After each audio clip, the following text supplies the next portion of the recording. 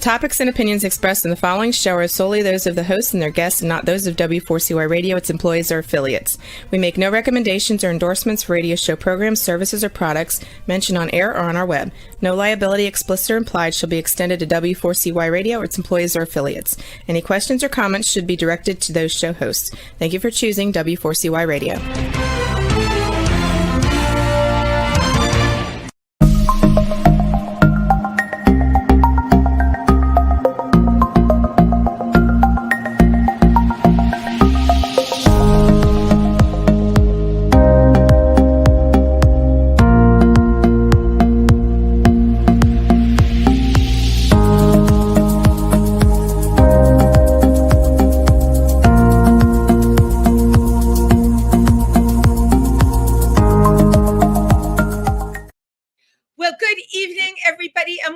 To Triversity Talk. I'm Wendy Stewart, and the countdown for Pride, my gosh, is happening this Sunday. And if you're in New York City, please come and support the Pride March. I have to tell you something I want to share tonight. All of a sudden, everyone is calling it the Pride Parade.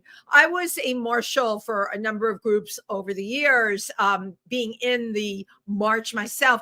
And we always had this training that we had to take. And the one thing they told us was it's not a parade till everybody has equal rights. So somewhere along the way, like in the last year, I hear parade, and not march. But if you think of the politics of Pride, and certainly now more than ever with what's going on and the political arenas that are out there, I guess it, yes, indeed, is a march. I mean, you know what?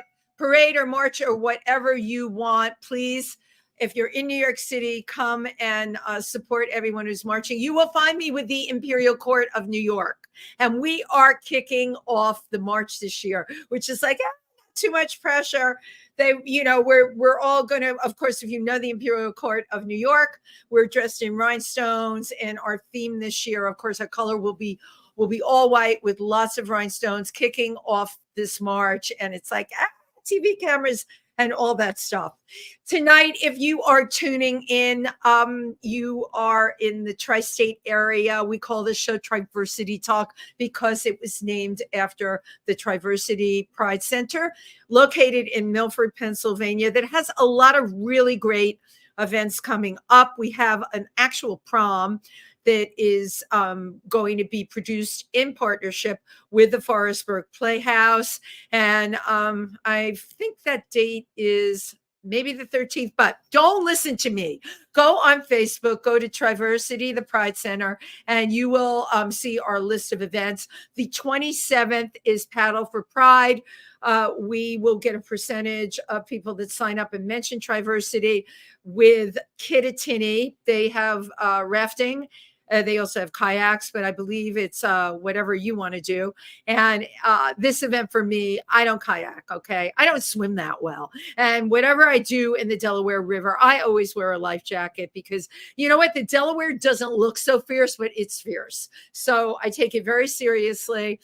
Paddle for Pride, that will be on July 27th. And again, always go to Triversity's Facebook page where you can find out about all of our up and coming events. Okay, my God, I am just a series of announcements tonight. So the person I have coming on tonight, I had seen a play that they did a reading for. And my co-host, Tim Moss, I Do If These Walls Could Talk, was one of the people reading in it. And Tim kept telling me, he told me for weeks before, you have to come to this reading. You have to come to this reading. The person who wrote it, it's just the insight, the impact that it will have on you. And I was like, of course, I will support Tim in whatever Tim does.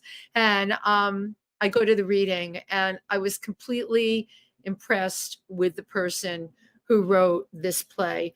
The play is called Salvation. And our guest tonight has a BA in theater arts, a master's in theater education, and then a CMA in Laban movement, and is an educator. But I had to ask myself, what is the road that one takes to go from being an educator in the classroom to actually writing a full-length play and getting the first steps, of course, getting it produced as a reading. Please put your hands together for Kitt Blessing. Hey, Wendy, how are you? I am really well. How are you? I'm doing very well. Thanks for having me on tonight. I appreciate it. Absolutely. And I'm glad we connected at Theater for the New City because, you know, then you were all fresh in my mind. You were there like seeing all the plays that they did for the festival, right? Yeah, Tim was performing and, you know, so I wanted to support him. And then I got to meet you and everybody, and that was really a cool experience. Well, and that's why, you know, we tell all of our theater friends, we really are a family, right? It's a chosen family. Absolutely. We really are a family. And I mean, what could be better than going to support your friends and, you know, get to see their work and just meet so many interesting people. It gave us a chance to really talk. The night that you did the reading, I couldn't even stay. I felt terrible. Kelly and I couldn't even get to the end because we had a gig over at the Copa. You know, performers, we have way too much on our plates. You know, that's just how it goes. So I have to call out your background and I have to share it with my audience. I went on Facebook, you know, 5 minutes before the show was starting, and I see Kitt has already put a post up about the background, which is I need my glasses for this. It's Jurassic Park, It's right? Jurassic Park, yeah. That is like hilarious. And the dinosaurs are on their side, actually. Yeah, because I didn't pay attention to when I put it up. Oh, even better. Just go up there. Yeah, exactly. You know, like when that asteroid hit, it couldn't have been That's it. true. They were probably like all knocked over. But now I love your background. How did this background come to be for you? So when we started virtual learning, I had a student show scheduled for March 17th, and the district closed on March 17th. They told us to go home. The show was canceled. So there was a lot of confusion. When are we going back? What is happening? None of us knew. So I was building a virtual learning studio in my basement because I didn't have anywhere. Where am I going to teach? I need somewhere quiet, you know. And I needed a backdrop because I had a bunch of old props and stuff like behind where my desk was. So I'm like, what would be really cool? And I'm like, oh, let me get a sheet. And then I'm like, let's do Jurassic Park because the kids are at least going to be like, Miss Blessing, why do you have dinosaurs behind you? Because I teach middle school. That was my first question. I'm not a kid. And you know what? I just loved it. I have to tell you, I loved it immediately. I too have a sheet behind me. Okay, I like it. Let's just say, and this is my third year doing this show with this sheet behind me. So let's just shout out everywhere to every person that does podcasting that has, because of the pandemic, whose world got rocked, and all of a sudden we all had to be so clever. You are impressive because I can't imagine like your day job, right, is teaching, and then all of a sudden, basically, they say, Kitt, don't come to work anymore. Yeah, that was wild. And I teach theater. So trying to figure out how to teach theater in a virtual setting was really difficult. But I have two really supportive principals. And they kind of let me do what I needed to do. And we made it work. Was it amazing? Absolutely not. But we got through the year and a half. And I still have enrollment in my classes, so I must have done something right. But that's really incredible. And now, of course, I'm going to have to pick your brain and ask you, Sure. how do you teach theater to the middle schoolers, right? You do middle schoolers. Yeah. How do you teach middle schoolers online theater? It was really hard, especially because I've never used Google Meet, and we're a Google school, and it was a lot of collaboration. But ultimately, I did like improv games in like the large Google Meet. So I would do like games such as Convince Me, where they would have to convince me to do something and use their acting. Because we were mid-year, so they had already had some training in improv and playwriting. Right. And playwriting is such a large part of my curriculum that I was able to translate that. And then we did a virtual show. So I recorded the kids doing their own original work and their own monologues. And then my one principal put that on our website, and it was great. So the kids still had a final performance. So that was really cool. I love your story of adaptation. But somebody like me, I'm not tech savvy. Like even for the shows that I do, I always have a producer because I learned the hard way. Even though they tell you StreamYard is so easy, no, it is not. There's nothing easy. How did you have the skills to put this together? Google, literally, and the high school theater teacher and I are very good friends. And me and him would just be sitting there and talking on Google Meet or on the phone, trying to figure out what are we going to do, because my kids go to him next, right? So my 8th graders were going to my friend Todd next. So we were trying to collaborate and see what we can do. But honestly, it was Googling a lot of stuff, and Google was not where it quote unquote needed to be, because we got breakout rooms really late compared to when Zoom got them. So I did a lot of whole group work. We did a lot of whole group writing, sharing Google Docs that you can share back and forth was a godsend. The doc part I get. You're talking to me like I'm someone that even comprehends this. I only learned about the breakout rooms because, first of all, the whole Google Meet thing, I used it with 1 or 2 clients. I had so lost in the sauce. These are people that use it every day, not me. Then the thing with the breakout rooms, I don't remember how I ended up in the breakout room, Kitt. I don't know if I hit anything or if somebody else hit something, but I ended up in a breakout room. But still, even now, it's really hard for me to it's hard to explain to you, put my brain into that I'm sorry, the virtual reality. Yeah, no, I mean, honestly, now when there's a Google Meet, I have to be like, oh man, how did I do this again? Oh God, you made me feel so much better. Thank you so much. No, it's whoa, wait, we're going to, oh yeah, I gotta click that. So I get it. It was in and out of my head. But I got to tell you, 1.5 years, and you taught every day. You would go down to your basement. And it's the amazing resourcefulness that people use to get through the pandemic. Oh yeah, I give everybody, especially in education, props, because we were all sinking and we didn't know what to do. And then the one thing I really appreciate about the pandemic was the camaraderie that was built in at least in our district.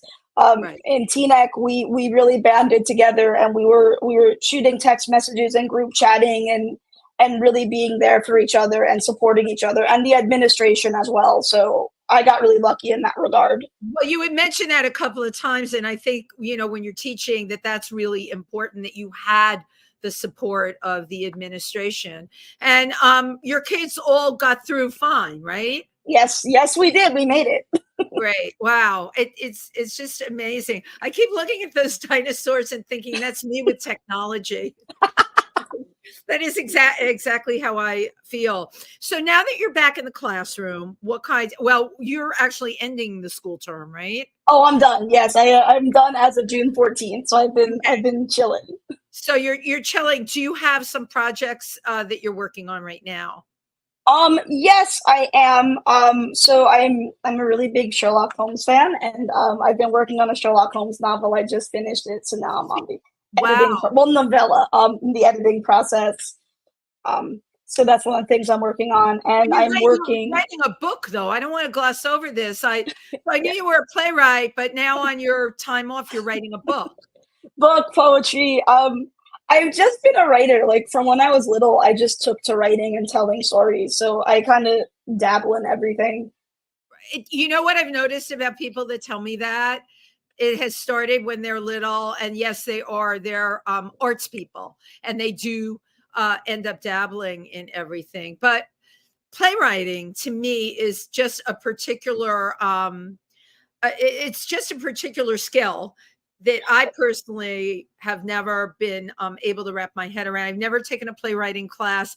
I don't understand how you hear the characters in your head to put them out on paper. That's what, I can tell you this. You're a teacher. How do people do this? For me, it comes down to knowing who my characters are. So if we even take Salvation, the lead character's name is Andreas, and I do this, and I make my students do it, and they all complain to me about it for about 2 weeks, and then they're like, "Oh, Mix Blessing, that's so much easier." So I will write a whole character bio. I will write, what does my character like? What does my character dislike? What are his core beliefs? What is something that really bothers him? And of course, I obviously simplify that for middle school. But to get into a piece like Salvation, I needed to know who this character was. So I will spend the time. This character. Having a frozen movement here. Don't we love streaming? So I'm here with Kitt Blessing, who's a playwright who is just frozen before my very eyes. And I'm hoping my technical producer can come on and help unfreeze us. Are you unfrozen yet? Yeah, I'm okay. Now you're okay now. Yeah, thumbs up. Yeah. Unfrozen. Yes. So you have them really do what you do, which is you develop the entire character on paper. Yeah, I'm a really big believer in Aristotle, who broke down the elements of theater. So it's plot, playwright, theme, diction, music, and spectacle. And for me, if you write along those lines, you can't go wrong. But for me, because theater is so personal and they're actors that are on stage and they're saying these words, you have to know your characters first. Right. So for an actor that is taking a part in a play, you would advise that when the playwright doesn't give you that much, right? You would advise that they take and do this entire character breakdown. Yeah, I mean, for me, that's easiest. That's how I write. Every actor has a different style. So that's kind of the fun of theater too, is to see the process. Like in Salvation, my lead, what he did with that character, I never would have expected. I was blown away. Right. Because that wasn't what I had in my head. It was better. And that was like the relationship between actor and playwright. And there you go. I think you really hit on something right there. You had it in your head, right? This was your baby. Yeah. You gave birth to Salvation. Yeah. But when you put actors on a stage and they start to make it their own, and you just said it, they use whatever process that they have to use to make it their own. That the piece itself was very, very, it impacted me in an incredible way. Can you give our listeners just a little bit of what it's about, a synopsis? Okay, sure. So pretty much Salvation is a play that discusses the LGBTQIA+ experience during the Holocaust. Namely, there were medical experiments done on mostly gay men that aren't really talked about in the big narrative. And coupled with that, I kind of was trying to discuss a bit of the hypocrisy within the Catholic Church. I was born and raised Catholic. And so you kind of have this idea of a character, the main character, really struggling with what is right and what is his truth and what is his right and how do we navigate that. Right. And throughout the play, I would call them the beats or the moments, really were very riveting for the person watching, which was me. First of all, I kept saying in regards to yourself, how did they know about this? Because I knew about this, and my daughter knows a lot about it. She studied the Holocaust. Oh, okay. That's what she went to Smith and studied the Holocaust. Cool, very cool. Says it all, right? Yeah. But most people, we know what happened when Hitler took over, and we know what happened to the Jews, but this part of history was really glossed over. Even to this day, we could it could be cisgender people or LGBTQ people. I guarantee you, and even people that are Jewish, I could guarantee you we could go up to people and ask them if they knew about this, and they would have no idea. Absolutely. I would agree with you. I would agree with you 100%. How did you go about researching this? Oh, man. It was 15 years in the making.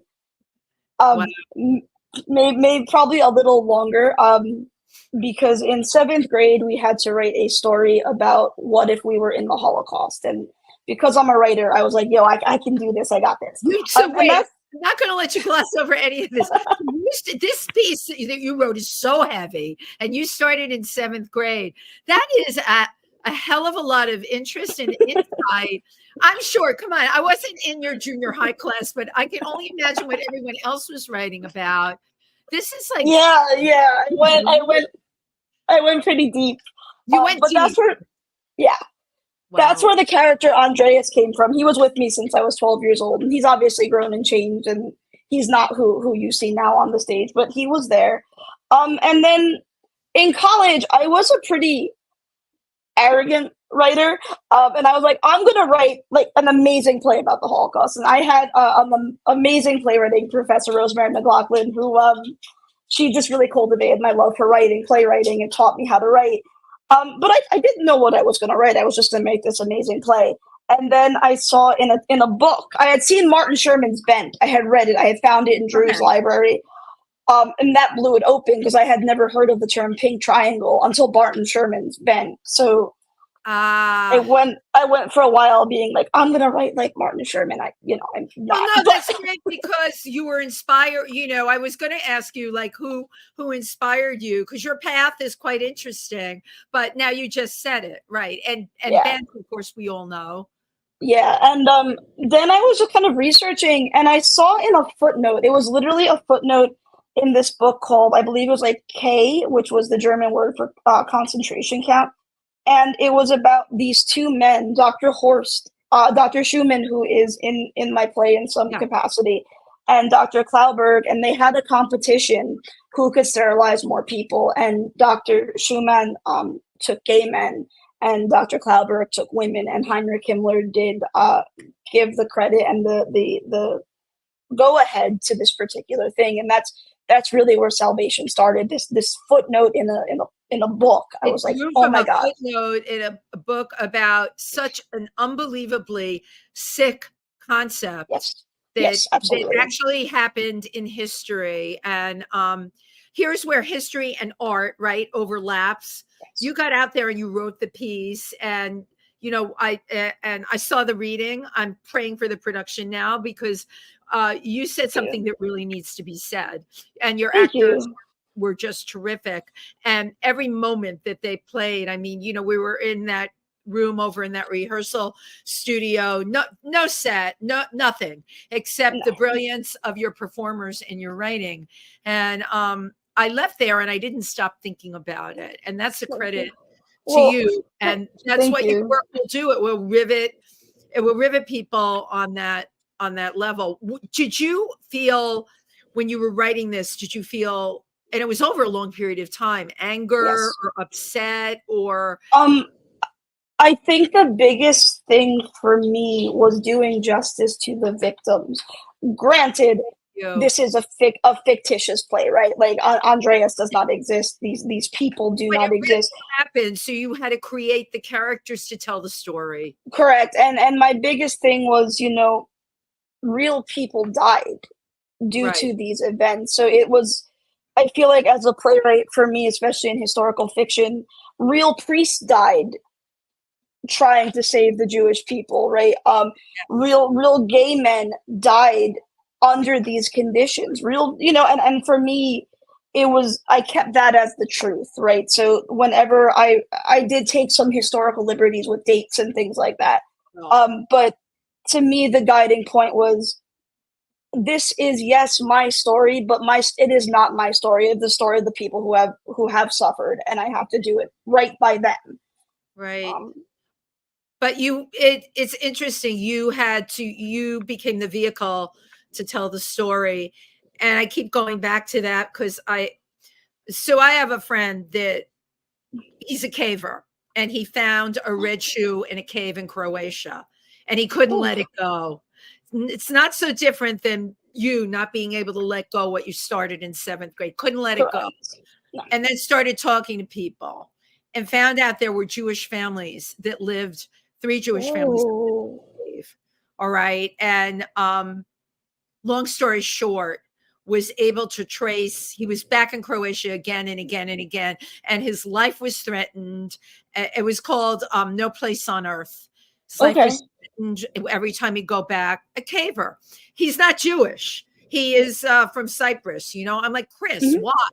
He said, there was a story. I had to tell it because people suffered and I couldn't Yeah. stop thinking about it. He brought such closure. Those families that got out went on to their families are now in Canada. That's amazing. Amazing story. He became personal friends with them. He went and there's That's a Jewish awesome. prayer called Kaddish for the dead. He Okay. went and said Kaddish with the families. And I found that so it was so moving in the same way your piece was Thank you. moving. It's like being a pit bull. You connected to the suffering and you wouldn't And let it go. And you had to tell the story. and I mean, there was also a big part of me, which is why I think that I had involved the stories of Catholic priests that I read about because I am not Jewish. That's No, that's I not my know. heritage. And for me, there was a part of me saying, do I have a right to tell this story? This is not my heritage. Do I have a right to? And I really had to wrestle with myself for a while. And then ultimately I'm like, well, I I am part of the pink triangles and Yes, I yeah, can tell that story. Um, right. and then, the other things came up, but it was hard at first to be like, yes, this is a great story, but is it my story to tell? But I think it's like making films, right? Mhm. I've worked in Africa. Oh, I'm cool. not I'm not how am I going to put this? It's their story. It's never my story. All Right, I can do is take what they give me and with translators and shooting and put it up on a film. You understand? right. It's the same Yes, kind absolutely. because I think we all owe something. My friend Chris felt like he owed something for whatever Mhm. reason. You felt like you owed something. And there are people that would say, well, you're not Jewish, right? Well, how can you tell this story? And my answer to that is because I can. It's like I'm Mhm. not African. How can I tell this story? Because you know what? Nobody else told it. The Exactly, and that's ultimately how I felt. I'm like, no one has told these stories of these dead gay men, right, right. so I want to tell it. Right. And historically, there's so much, I'll bring up now Stonewall, right? Because that's what we're dealing with right now. And we talk about Marsha P. Johnson and Sylvia Mhm. Rivera and all of that happened. But at the end of the day, as we all know, it goes back way before that. And you brought out a really ugly aspect of history that happened in the LGBTQ community. And you know what? From your story and to AIDS and to now, I say to people, never forget, That's because very I, true. especially going forward, let's just say like the last 8 years ago, 10 years ago, big strides, Mhm. marriage equality. Didn't it just look like everything was coming up roses and all this stuff where people had been, it was going to be great, right? And then we go into like the last couple of years Yeah. where, Roe versus Wade, you're seeing the Mhm. kind of bills that they're attempting to pass. Oh, yes. I always talk about what's going on in the trans community on this show. I mean, to me, the most horrific thing you can do to someone is take their hormones away. They can't get their Yeah. hormones.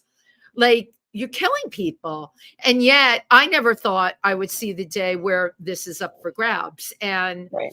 I think and one of the things I learned about Pride this year, that they had to struggle with it, NYC Pride and really all over the country, tons of corporate funding was pulled Mhm.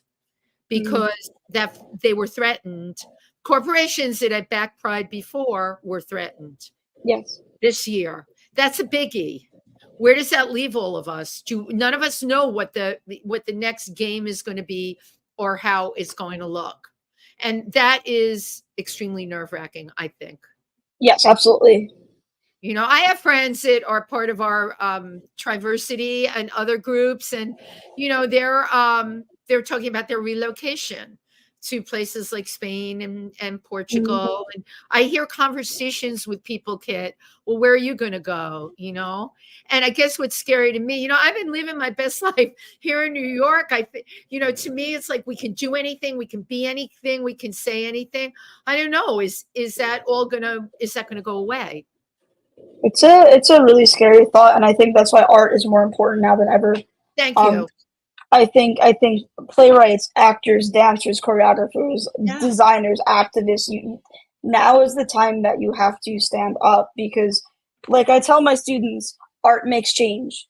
You Yeah. might not think so at age 12, but art makes change.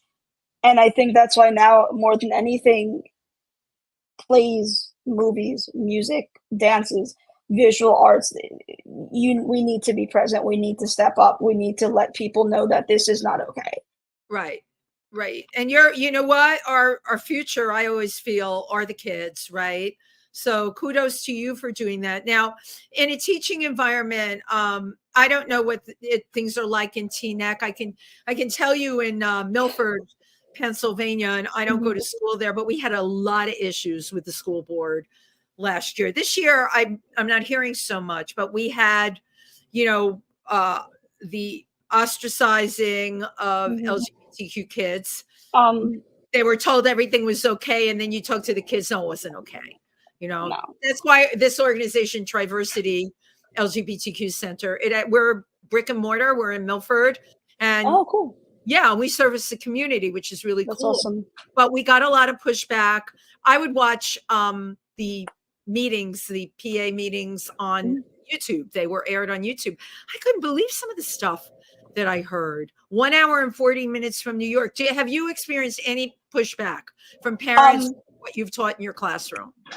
I have to say, my experience has been amazing. I have one principal, um, such an advocate.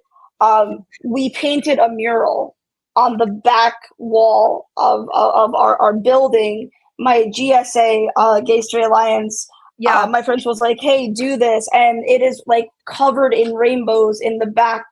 Yeah. So when you come in from the back of the building, the first thing you see is a pride mural. Um, and that was just my principal. We wanted to do something, and my principal's like, "Well, I don't like white walls, so mural it." So we Absolutely. and what's really cool is, kids say stuff, right? Because they're in middle school and they say stuff. And you will have teachers who will correct them and say, no, you can't say that. And you'll have teachers that will educate them and say no. And we have on our mural quotes from the administration and from teachers about what inclusion is and why it's important. And I will tell you that I cried the day that was done because Sure. I grew up, in a town that was not the case. I didn't even know what gay was. Like it wasn't talked about, so I didn't know who I was until very late in life. But to have these kids and to see the pride of them painting, Miss Blessing, this is my flag. And when I came out to both administrations as a trans man, they were like, "Oh, great, cool, this is awesome!" Like my one principal, he was like, "Oh, hey, I'm putting Kitt in my phone," and my other principal, she goes, "All right, mixed blessing," and she sent an email about the mural, and she put my new honorific in, and it was just, I felt very accepted. Um, I think it's rough anywhere, but I think at least at the middle school level, because that is where I teach in Teaneck, um, because we have strong administrations and we have inclusive and empowering administrations, that trickles down to the kids. Right. And you don't get any kind of pressure from the school board, the people that are on the school board. I can't say I have felt it. I don't know what admin feels. Right. I've had, not in Teaneck, but of course I've had parents commenting on my sexuality quite a lot. Um, but I feel like I'm well protected by my principals, by both of them, and Oh, and so I'm able to create a safe space for my kids. But I'm sure I don't it's know. actually for yourself too. It's a safe space for everyone. And you brought Hmm. up a really great point. You've got the administration behind you, which is pardon the pun, but it is a blessing. It is. It's like very perfect, right? That Yeah. that you are in a situation like that, and I'm thinking about what you're doing for the kids. You've got kids in middle school. There are kids questioning, Oh and the yes. worst thing that can happen is to have that kid shut down, and you don't know what's going on at home. you know. No, and one of the main things I've impressed upon my students, especially this year, and I had a friend, well, I had a couple of my theater friends make videos about inclusion, and my one friend, he was really discussing like the importance of coming out into a safe space. And for me, I always tell my kids, I'm like, if you know who you are, don't come out until you're safe. I came out as a trans man at 37 years old, like 2 months ago, because I finally felt safe enough to do it. To do that, because I right. was surrounded by people for the first time really in my life that were like, oh no, be you, like that's cool. So I always tell my That's a kids, like, long you can. time. First of all, you read a lot younger, so you put Oh, yourself. I appreciate that. Thank you. You put yourself at least 10 or 12 years, but it's great because you have such beautiful, fresh energy, Kitt. But what did I learn today? I learned you come from a Catholic background, and the amount of people I've had on this show that come from Catholic backgrounds, it's tough. Coming from it's tougher. Well, there's certain cultural backgrounds people come from that are also really tough, but that is not an easy thing. What do you think like finally let you feel okay? I think my friend group. Great. I'm gonna say my friend group. I had a friend who took my call when I was really, really struggling and was in a really, really dark place, and Wow. he just listened and he made me laugh and he talked me off the. I told him, like, I am going to kill myself. I can't handle this, and he was just so kind enough to just talk me off the ledge and say it's okay. Right. You had a friend that talked you off the bridge, as we say, and Mhm. yeah, and that's incredible. But you just emphasized something to anyone who's listening.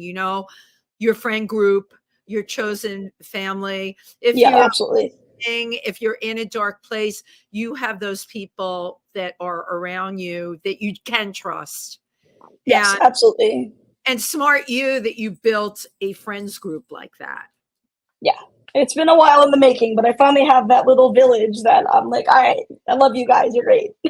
You know what, Kit? My daughter's 31, and we talk about this all the time. And my husband passed away, her father. I'm It's been, sorry.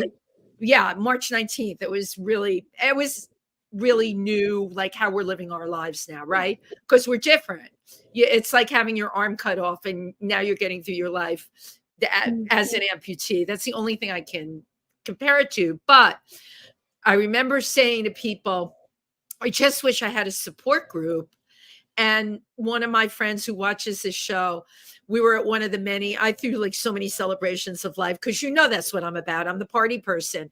She said to me, look around you. You have a support group. What are you looking for out there? And that's exactly what I say. You were ready and you had the Yeah. people around you that said, you know what, you can be you now. It's okay. And people should never, ever forget that that is one of the most important things that they can build. And you're right, it takes time. My daughter's 31. Her father's death was extremely isolating for her. Mhm. She didn't have one friend initially that had lost a parent. Mhm. At my age, of course, I had so many people that had lost so people around them. So it's important that you find people and that they have your back and that you can trust them. And like for you, it's all forward now. My God, I can't wait to see what's going to happen with your writing and everything. Thank you. I appreciate that. It's Yeah. very, very exciting. And at least I have to say, you're smart enough to have a day job. This thing of playwriting, no, because I'm going to go there. I love going there. I've been an entertainer and done this my entire life. When I got into this industry, you were shamed if you had a part-time job or whatever. Now people have to have full-time jobs. Come on. Hey, I need health benefits. Like trust me, if I could write like all day, every day, I would be like, yo, I'm gonna do this, but I can't. You know what? Even the people I know that do that, they've got like a side gig. They're, part of 5 people that own a bar and I love telling this out there. Don't make the mistake of letting people tell you, oh, if you're a true artist, you're just going to sit and create art all the time. You need to survive.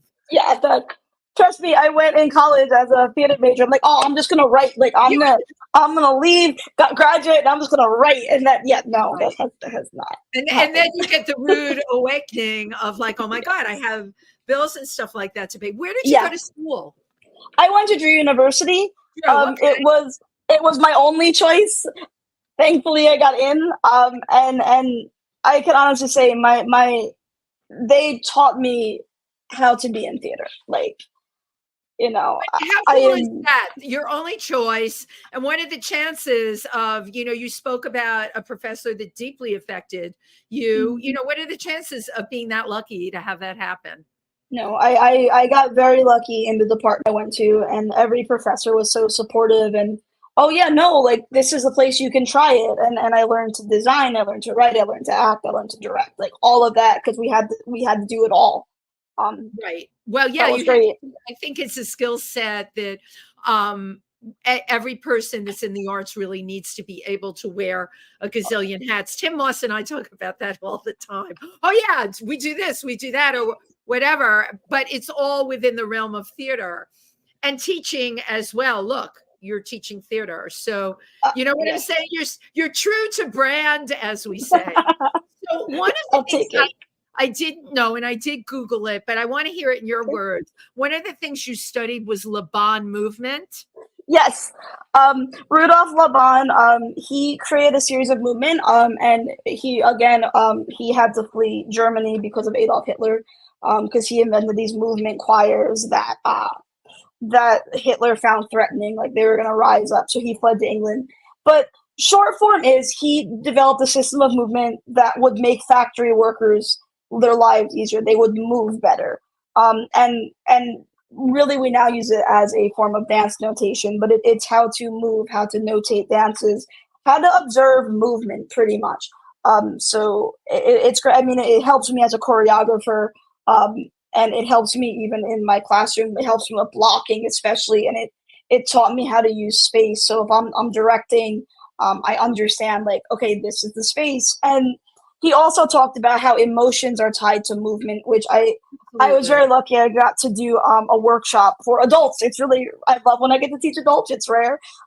Last year for my friend Darius, and I talked about how certain movements that we do bring out certain emotions for us, and that is the effort, the quote unquote effort, and that is the whole, like, in a nutshell, the crux of Laban. So I use that in acting quite a lot. I'm taking this all in because as a performer, it's not something if I do a character, I just do the character, internalize it, and whatever movement comes out. But I just auditioned for something in Theater for the New City that I got. Hey, cool. Oh, sweet. The character is German, and it is, believe it or not, the same time period you're working about. Oh, nice. Conjure that up for me, Kitt. But I'm working on the German accent. But when I was doing the reading, and he had me read like 6 times a scene. Nice. And he's like, okay, now I want you to do this with your body still, because this character wouldn't be and if you watch me like just in life, my hand, everything's moving. Yeah. Now I'm being told I have to be still. Oh my God. I'm like, and the German accent on top of it. And I'm like, how the heck am I going to do this? So the callback is on Saturday. I'll let you know how it went. Yeah, let me know how it goes. I always tell my kids, because one of Laban's big principles is active stillness. And I always tell my kids, there is power in being still. Think about, like, why is your character being still? And they usually come up with some, because they're children, some weird responses, but it works for them. Like, why is your character still? That's great. Thank you. No problem. I have no one coaching me for anything, Kitt. I'm just this free spirit that's been on the earth for decades, doing whatever the heck they wanted. That's awesome, though. It is awesome, but no, you know what? I've learned something from you, and I'm going to take this tonight. Appreciate that. Lines, and what is it about the character? And like, what are those moments where stillness emphasizes? Because I've always been taught, like, there's more said in the silence and stillness than there is in active movement. well, in our really great actors, that Yeah. is the ones that you absolutely can't take your eyes off of, and they have No. you in Marlon Brando was really known for that, and Yeah. they have you, and you're listening, and you're waiting for the next word, and you're right, Hmm. the power is in the stillness. So I wanted to ask you I know you've done a number of plays, but you don't know how it feels. I wanted to talk about that a little bit while Sure. we're Um, in the countdown now, our last 5 minutes. no. So you don't know how it feels was taking the mood down just a little bit. You don't know how it feels was an autobiographical play about when I was raped by a gym teacher as How a old were you? child. 11. So I aged up my characters um, because I didn't feel comfortable with that. But it is the autobiographical, and it is the combination of him and someone who tried to turn me straight years later that I kind of Oh put my both of God. those men into one character.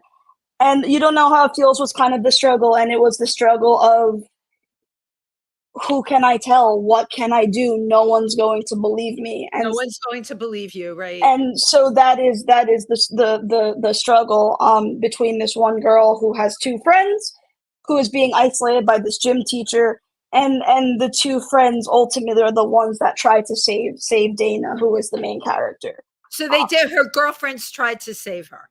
Wow. Yes, they do, and obviously the play's been produced, and the principal at the end of the play doesn't believe them, but they ultimately convince the principal something is happening, and the play ends with a 911 phone call, and Mako, the gym teacher, saying, "But you can't do this to me." Right. Right.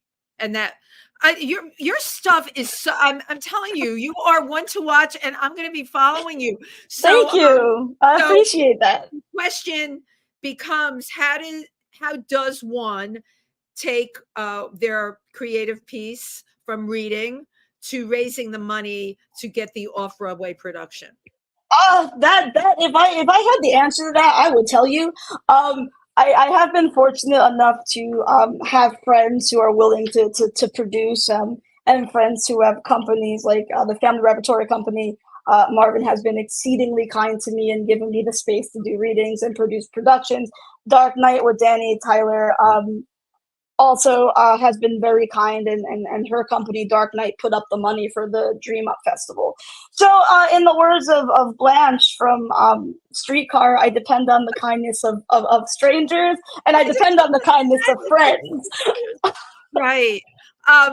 Some friends of Tim and I, Jeffrey Faust and Steve Haught, they raised the money to just put up their play. That's And awesome. they did. And they sent out letters asking. I got one of those letters. I'm like, are they crazy? Yeah, But I think that's our next steps for Salvation, because right, that's the play. Because I mean, honestly, my lead believes in this work probably more than I do. this is where I want to And end up with you. Yes. he is one of the reasons I have not put Salvation in the shoebox, because he has made me believe in the work. And Right. because he has made me believe in the work when I did not for a while, and that man has hung on since 2019 with Salvation. But he's made me believe in the work, and so now, because I have that behind me, I want to do everything to get this in, because he's a very busy actor, and so I'm like, I don't want to get this going, because No, I want to see him. this will get going, and you can also do the GoFundMe thing. I'm sure Yeah, you absolutely. can. But I guess what I'm telling you is, please don't stop. You're No, I won't. amazingly talented, Thank and you. you're talking about stuff. Even the other play that you did, you're talking about, in both cases, the elephant in the room that nobody wants to talk about, and you Yes. can do that. You can do it through your art. You're a Thank great you. writer, and Appreciate that. I want to be kept in the loop of everything You you got do. it. You got it. Most definitely. I appreciate your time. Thank you very much for having me. Well, I always do one thing before I leave. I take these hokey pictures on the computer. I like it. Jeez, I love it. Cool. So I can't thank you enough. I'm excited about your Sherlock Holmes novella. Thank you. And you'll be in touch with everybody that. Oh yeah, most definitely. And then I know we're friends on social media and things, so that's Yeah. also helpful. And thank you for being here tonight and with everything that you shared with everyone. Thank you. Out there. I love that Pride is happening on Sunday. And I can't wait to go. I'm really excited. You look for me with the Imperial Court of New York. We're kicking Hey, it sweet. off. Scream out my name. I got you. I'll be a hot mess. I am every year. Thank you so much, Kitt. Thank you very much. The name you're going to hear out there. Thank you, everybody. Happy Pride.